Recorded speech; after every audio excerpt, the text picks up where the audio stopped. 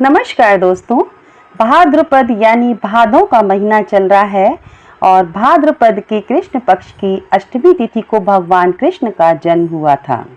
हम सभी अपने अपने घरों में अपनी रीति रिवाजों के अनुसार कृष्ण जन्माष्टमी को मनाते हैं।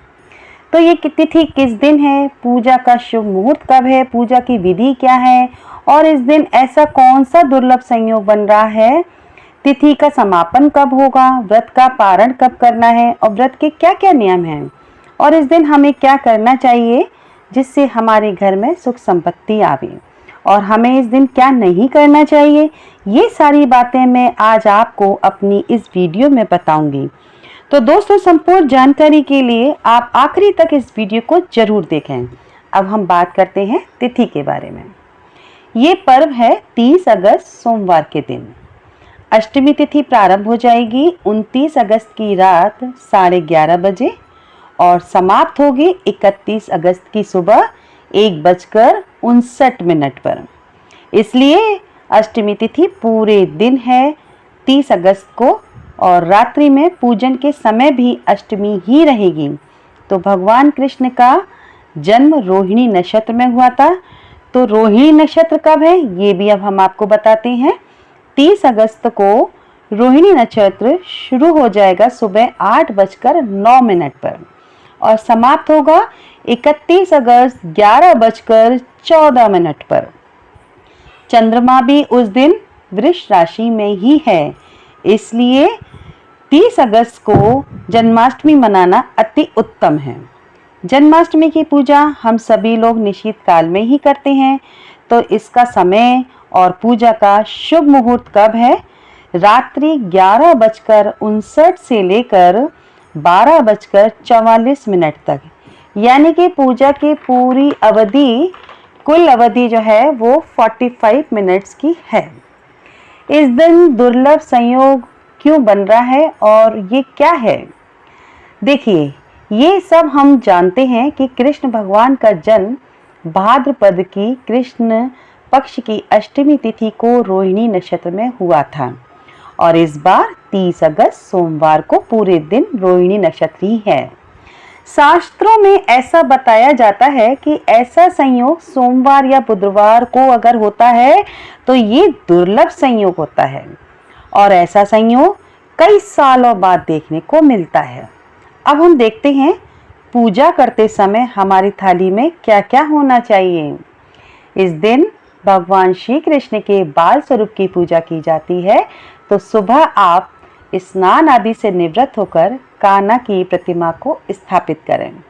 उनके साथ माता यशोदा, नंद बाबा आदि होने चाहिए।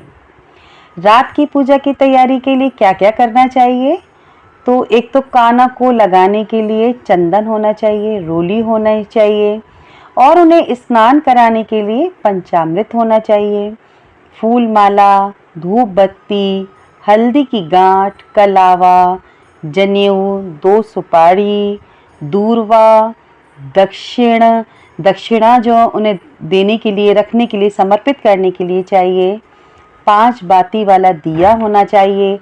नए वस्त्र उन्हें पहनाने के लिए एक लाल या पीला कपड़ा आसन या चौकी पर, जिस पर आप कान्हा के सिंहासन को लगाएंगे, उस पर बिछाने के लिए।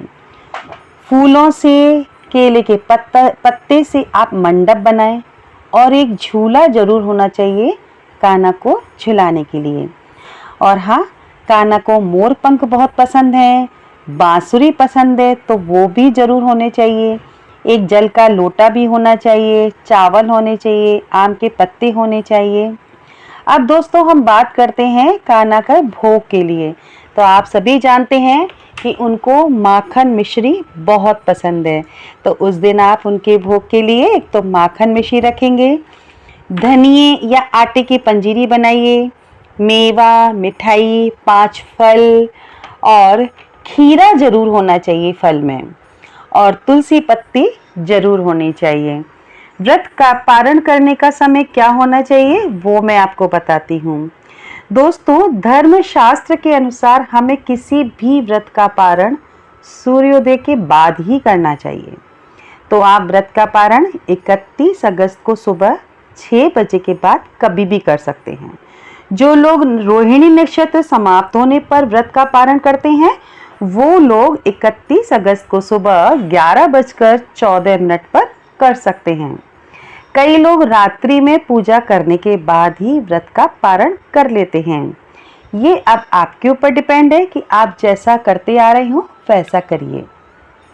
अब हम बात करते हैं आज के दिन हमें क्या नहीं करना चाहिए। एक तो हमें भगवान का अभिषेक जो है वो शंख से करना चाहिए। शंख से अगर हम अभिषेक करते हैं तो कहते हैं कि इससे धन संबंधी जो भी हमारे साथ परेशानियां होती हैं वो दूर हो जाती हैं। दूसरा है कृष्ण मंदिर में जाकर आप बांसुरी कृष्ण भगवान को समर्पित करें।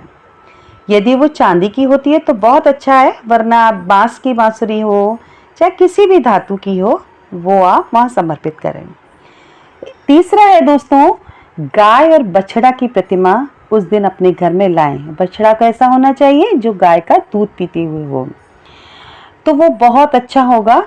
और ये भी किसी धातु का हो। खास तौर पर उन दंपतियों को इसकी पूजा करनी चाहिए या घर पर लाना चाहिए जिन्हें संतान प्राप्ति की कामना होती है।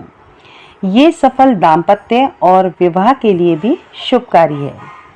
आज के दिन कान्हा को धनिये और बूरे की पंजीरी जरूर अर्पित करें, आपकी सारी मनोकामनाएं पूर्ण होंगी। अपनी किसी भी इच्छा पूर्ति के लिए, कामना के लिए पारिजात होता है, एक पुष्प का नाम है, उसको जरूर समर्पित करें आप भगवान को। तो दोस्तों ये तो आप सभी जानते हैं कि कान्हा को मोर पंख अति प्रिय है, तो इस दिन आप अपने घर में मोर पंख जरूर लाएं। मोर पंख वाला मुकुट भी उन्हें पहनाएं। मोर पंख आप मंदिर में कान्हा की मूर्ति के पास अर्पित करें और चाहे तो उसे अपने घर ले आएं, पूजा स्थल में रखें, चाहे ड्राइंग रूम में रखिए, बेडरूम में रखिए या घर के मुख्य द्वार पर दाहिनी तरफ लगा सकते हैं। बच्चों की स्टडी टेबल पर रख सकते हैं, क्योंकि मोर पंख नकारात्मक ऊर्जा को यानी कि नेगेटिव एनर्जी को खत्म करता है। सबसे खास बात यह है कि आप सुबह जल्दी उठें, स्नान आदि से निवृत्त होकर जल हाथ में लेकर व्रत का संकल्प करें, क्योंकि व्रत का संकल्प लेकर व्रत करने से ही हमारा व्रत सफल होता है।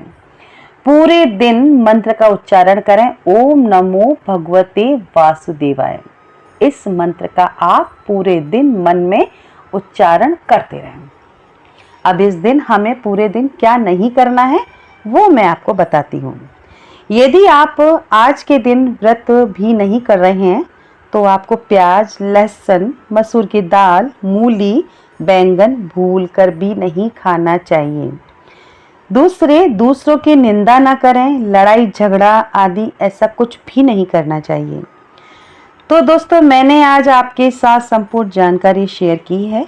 यदि आपको इसी तरह की हर पर्व पर जानकारी चाहिए तो आपने अगर अभी तक सब्सक्राइब नहीं किया है मेरे चैनल को तो प्लीज़ सब्सक्राइब करें, लाइक करें, शेयर करें अपने दोस्तों को, अपने रिश्तेदारों को, जिससे कि उन तक मेरी सारी जानकारी पहुंच सके।